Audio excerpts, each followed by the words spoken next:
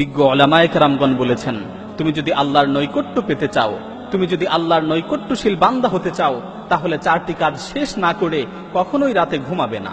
প্রথম কাজ, আল্লাহ ইয়ানামা ওয়ালাহু ওয়াজহুল আরদি খাসামুন, কারো সাথে ঝগড়া বিবাদ চলছে, এই ঝগড়া বিবাদের মীমাংসা না করে রাতে ঘুমাবে না।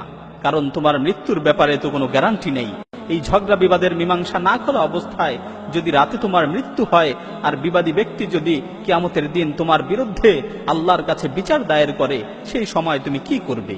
দ্বিতীয় কাজ, লা ইয়ামবাগি লাহু আইয়ানামা ওয়া ক্বাদ বাকিয়া আলাইহি ফারদুম মিন ফারাইদিল্লাহ, কোন ফরজ কাজ বাকি রেখে রাতে ঘুমাবে না।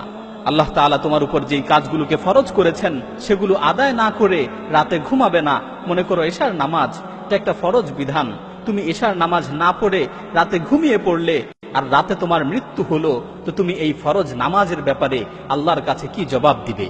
তৃতীয় কাজ, লা ইয়ামবাগি আইয়ানামা মা লাম ইয়াতুব মিন যুনুবিহি আল্লাতী সালাফাত মিনহু, গুনাহ থেকে তাওবা না করে রাতে ঘুমাবে না। মনে করো তুমি দিনের বেলায় কোনো গুনাহ করেছো, আর তাওবা না করেই রাতে ঘুমিয়ে পড়লে, মালাকুল মাউত যদি রাতের বেলায় তোমার কাছে চলে আসে, রাতে যদি তোমার মৃত্যুর সময় হয়ে যায়, তাহলে যত চেষ্টাই করো তাওবা করার আর কোনো সুযোগ থাকবে না। চতুর্থ কাজ, লা ইয়ামবাগি আইয়ানামা হাত্তা ইয়াকতুবা ওয়াসিয়াতান সাহিহা, ঘুমানোর পূর্বে উত্তম একটি ওসিয়ত না লিখে ঘুমাবে না। কারণ তোমার মৃত্যুর তো কোনো নিশ্চয়তা নেই। রাতের বেলায় যদি তুমি মৃত্যুবরণ করো, তাহলে ওসিয়ত করার আর কোনো সুযোগ থাকবে না, তাহলে ওসিয়ত করার আর কোনো সুযোগ পাবে না।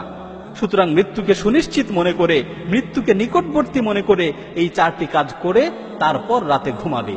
যদি তুমি এই 4টি কাজ করতে পারো, তাহলে তুমি আল্লাহর নৈকট্যশীল হতে পারবে।